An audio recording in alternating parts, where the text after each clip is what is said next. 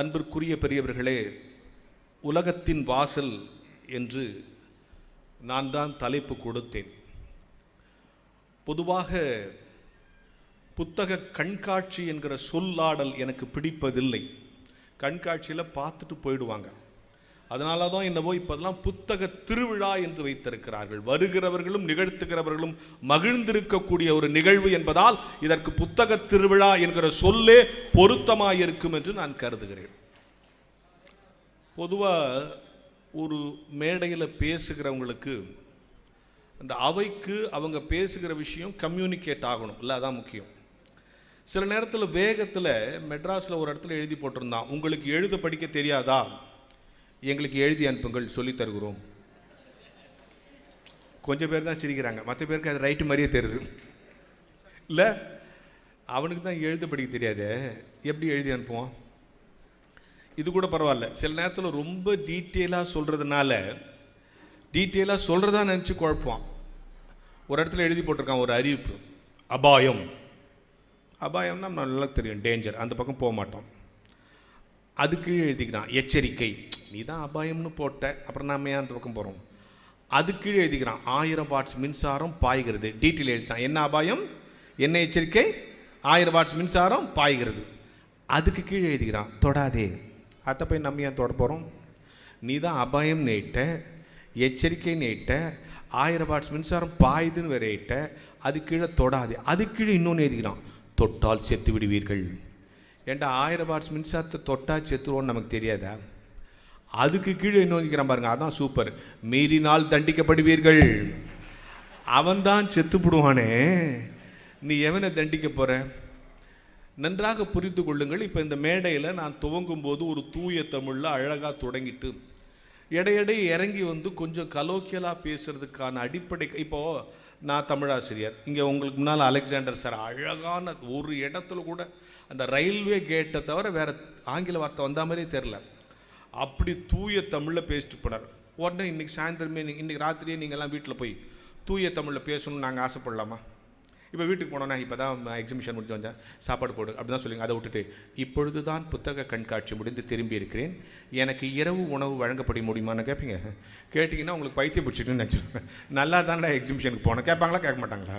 ரோட்டில் ஒருத்தன் போயினேங்கிறான், ஆக்சிடென்ட் ஆகிடுச்சு, அவனை கூப்பிட்டு டாக்டர் ட்ரீட்மெண்ட் கொடுங்க சீக்கிரம், பிளட் லாஸ் ஆகிடுச்சு அப்படி தான் சொல்லுவான். அந்த நேரத்தில் போய் தமிழ் பற்றோட மருத்துவர் அவர்களே, சற்று முன்னர் விபத்து நடந்த காரணத்தினால், இவருக்கு ரத்தம் போயிருக்கிற காரணத்தினால் இவருக்கு சிகிச்சை அளிக்கும்படி கேட்டுக்கொள்கிறதுக்குள்ள அவன் செத்துப்படுவான். அப்போது தூய தமிழில் பேசுவது மட்டுமல்ல தமிழ் பற்று, தமிழுக்கு ஒரு தூய்மை கேடு வந்தால் துடிக்கிறோமே, அதற்கு பெயர் தான் தமிழ் பற்று இல்லையா? உலகத்தின் வாசல் என்று தலைப்பு கொடுத்ததற்கு காரணம், வாசிக்கிற பழக்கத்தை சிறு வயதிலிருந்தே ஏற்படுத்த வேண்டும். வாசிப்பதால் என்ன நன்மை என்று அலெக்சாண்டர் சொன்னார். மனதின் இறுக்கம் குறைகிறது. எதையெல்லாம் வாசிக்க வேண்டும், எப்படியெல்லாம் வாசிக்க வேண்டும்? இப்போ அறிவார்ந்த பெருமக்களே, உங்களிடத்தில் வாசிப்பை பற்றி பேசுவதற்காக 9 நாட்கள் பல்வேறு அறிஞர் பெருமக்களை கொண்டு வந்து கொடுத்துருக்காங்க. நான் அறிவார்ந்த பெருமக்களேன்னு இந்த மாவட்ட நிர்வாகத்தை, இந்த நூலகத்தை உங்களை பார்த்து சொல்கிறதுக்கு காரணம் என்ன தெரியும்? யார் இப்போ என்னை பார்த்து ஆவுடையப்பன் சார், அருள் பிரகாஷ், உனக்கு சொந்தமாக வீடு இருக்கான்னு கேட்டால் இருந்தால் இருக்குன்னுவேன், இல்லைன்னா இல்லைன்னு இல்லையா? அவர் என்னை பார்த்து உனக்கு சொந்தமாக கார் இருக்குதான்னு கேட்டால் இருந்தால் இருக்குன்னுவேன், இல்லைன்னா இல்லைன்னு. அவர் என்னை பார்த்து அருள் பிரகாஷ் உனக்கு அறிவு இருக்கா? ஏன் சிரிக்கிறீங்க? இதை கேட்டு தான் தெரிஞ்சுக்கணுமா, உன்னை பார்த்தாலே தெரியலையான்றீங்க. அறிவு இருக்கு. இப்போ நம்மளை பார்த்து மற்ற கேள்விலாம் கேட்டால் நம்ம கோச்சிக்க மாட்டோம். எவனாவது நம்மளை பார்த்தா அறிவு இருக்கான்னு கேட்டால் நம்ம கோச்சிக்கிறோம்ல. ஏன் தெரியுமா? ஆவணங்களால் நிரூபிக்க முடியாத கேள்வி கேட்கும் போதெல்லாம் நம்ம கோவப்படும். ஏன் அறிவு இருக்கான்னு கேட்டால் கோச்சிக்கிறோம்? இப்போ அவர் என்ன அறிவு இருக்கான்னு கேட்டால் நான் ஏன் கோச்சிக்கிறேன்? நம்ம இவ்வளோ நாள் இருக்குன்னு நினச்சிருக்கிறோம், இவர் இருக்கான்னு டவுட்டாக கேட்குறாரு. இது முதல் காரணம். ரெண்டாவது காரணம் என்ன தெரியுமா? நமக்கு இல்லைங்கிறத கண்டுபிடிச்சிட்டாரு. இது ரெண்டாவது காரணம். மூணாவது காரணம் தான் மிக முக்கியமான காரணம். ஆவணங்களால் நிரூபிக்க முடியாத கேள்வி கேட்கும் போதெல்லாம் நம்ம கோவப்படும். இப்போ நான் என்ன படிச்சிருக்கிறேன், என் டிகிரி சர்டிஃபிகேட்டை காட்டி நிரூபிச்சிடலாம், எங்கள் வீடு எங்கே இருக்குது, என் அட்ரஸ் ப்ரூஃபை காட்டி நிரூபிச்சிடலாம், நான் எனக்கு கல்யாணம் ஆகிடுச்சா மேரேஜ் சர்டிஃபிகேட்டை காட்டி நிரூபிச்சிடலாம். எல்லாத்துக்கும் ஒரு சர்டிஃபிகேட். எனக்கு அறிவு இருக்குன்னு ஏதாவது சர்டிஃபிகேட் கொடுக்க முடியுமா? எந்த டாக்டர்கிட்ட போய் டாக்டர் எனக்கு அறிவு இருக்குன்னு சர்டிஃபிகேட் கொடுங்கன்னா கொடுப்பானா? கொடுக்க மாட்டான்ல. அப்படி கொடுத்தானா அந்த டாக்டருக்கு அறிவு இல்லைன்னு அர்த்தம். அப்போ அறிவு இருக்குங்கிறதுக்கு என்ன சர்டிஃபிகேட்? வள்ளுவன் தான் சொல்கிறான், அடுத்தவன் துன்பத்தை தன் துன்பமாக எவன் கருதுகிறானோ, அடுத்தவன் தேவையை தன் தேவையாக எவன் கருதுகிறானோ அவனுக்கெல்லாம் அறிவு இருக்கிறது என்று வள்ளுவன் சொல்லுகிறான். இந்த சமூகத்தின் தேவை, இன்றைய தேவை வாசிப்பு. அப்படி வாசித்தால்தான் இந்த உலகத்துக்கு, இப்போ இந்த அரங்கத்துக்குள்ள வர 2 வாசல் இருக்கு, இந்த 2 வாசல் வழியா உள்ள வரும்.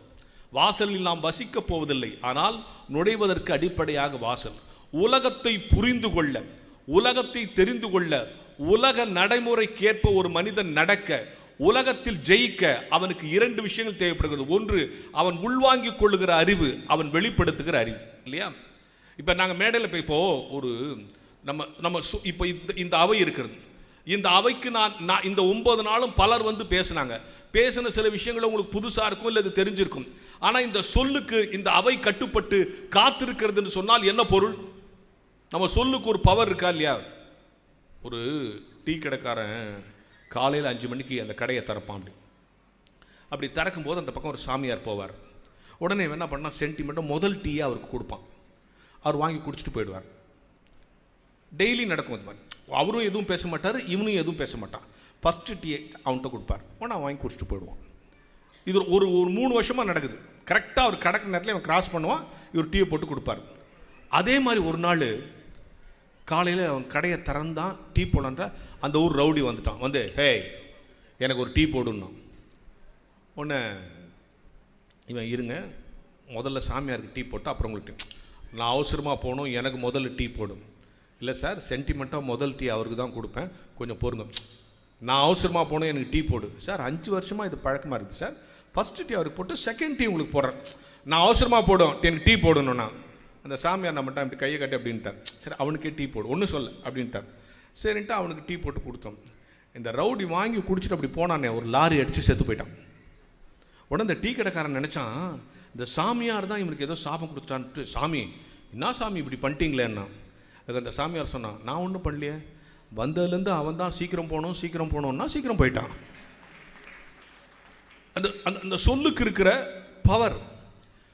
வாசிப்பதை, எதையெல்லாம் வாசிப்பது, எப்படியெல்லாம் வாசிப்பது. இன்னைக்கு வாசிப்பதற்கு ஏராளமான புத்தகங்கள் வந்துவிட்டது, வாசிப்பதற்கு எத்தனையோ வசதிகள் வந்துவிட்டது, வாசிப்பதற்கான எத்தனையோ விஞ்ஞான சாதனங்கள் வந்துவிட்டது. ஆனால் ஒரு புத்தகத்தை எடுத்து தேடி படித்து வாசித்து வாழ்வை தெளிவாக்கி கொள்ளுகிற இடத்திற்கு வர வேண்டும் என்பதற்காகத்தான் தமிழக அரசும் மாவட்ட நிர்வாகங்களும் ஊருக்கு ஊர் வாசிக்கிற பழக்கத்தை ஏற்படுத்துவது, தேடி வாசிக்கிற பழக்கம்.